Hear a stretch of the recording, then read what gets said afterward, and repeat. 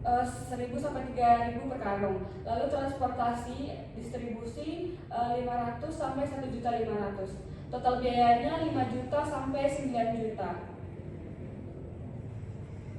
Lalu kekurangan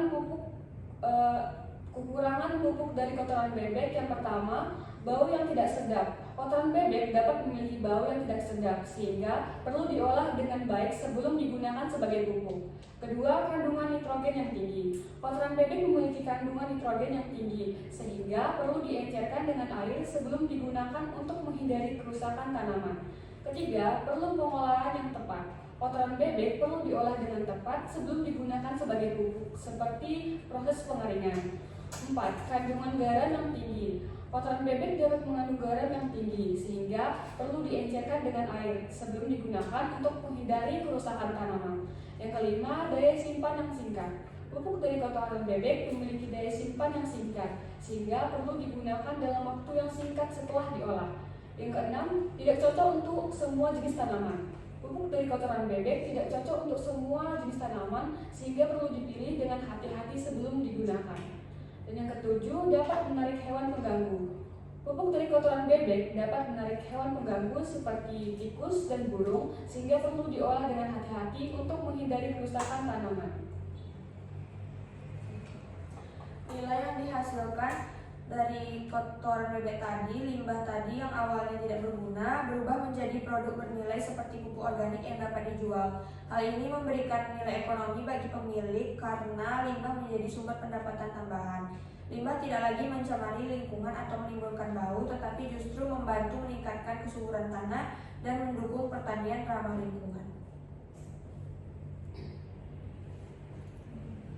Peran mindset dan motivasi. Mindset dan motivasi memiliki peran penting dalam proses memanfaatkan limbah menjadi usaha yang bernilai. Pada awalnya, motivasi yang muncul bersifat intrik, seperti rasa ingin mencoba, hobi, atau kepuasan pribadi. Namun, seiring waktu, motivasi ini dapat berkembang menjadi motivasi ekstrinsik ketika usaha mulai memberi manfaat nyata. Misalnya pendapatan tambahan atau pengakuan dari orang lain. Selain itu, penerapan growth mindset juga berpengaruh karena pemilik usaha bersedia belajar hal baru, mencoba metode berbeda, dan melihat kegagalan sebagai proses, bukan hambatan. Hal ini membuka peluang untuk inovasi dan pengembangan usaha lebih lanjut.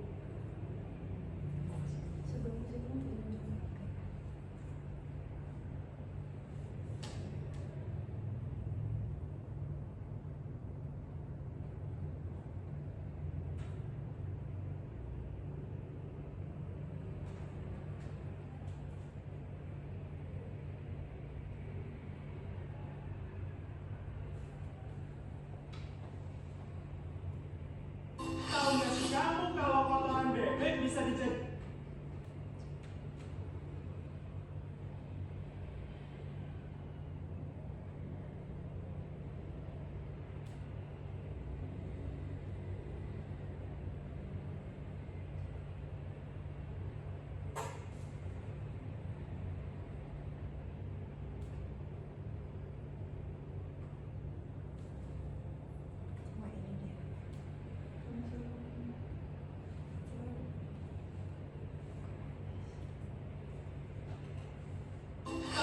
kamu kalau kotor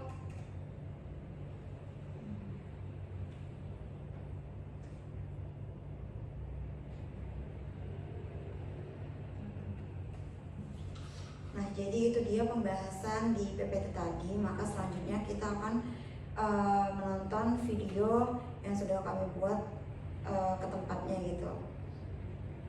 kamu kalau kotoran bebek bisa dijadikan pupuk.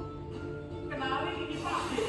Dia sudah ternak bebek dari tahun 2023. Sebenarnya yang mau ternak bebek itu adanya Pak D untuk isi waktu luang di usia senja. Karena cuma hobi jadi rawat bebeknya tidak begitu banyak. Awalnya memang banyak tapi makin kesini menipis. Pak D tinggal di halaman raya Pekanbaru. Tepatnya di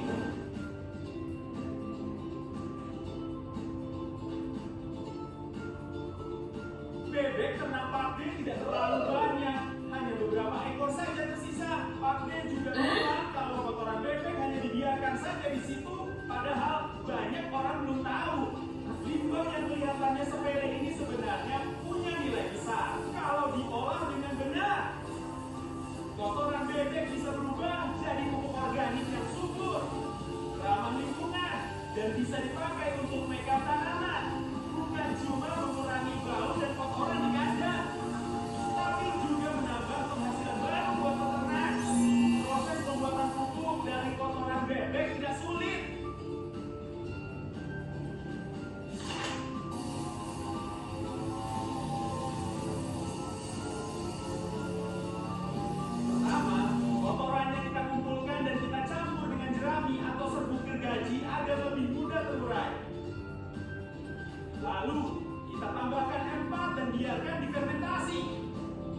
saat ini. Panas mulai naik tanda pupuk sedang matang.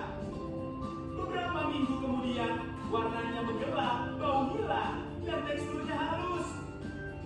Setelah diayak dan dikemas, pupuk organik dari kotoran bebek siap dipakai untuk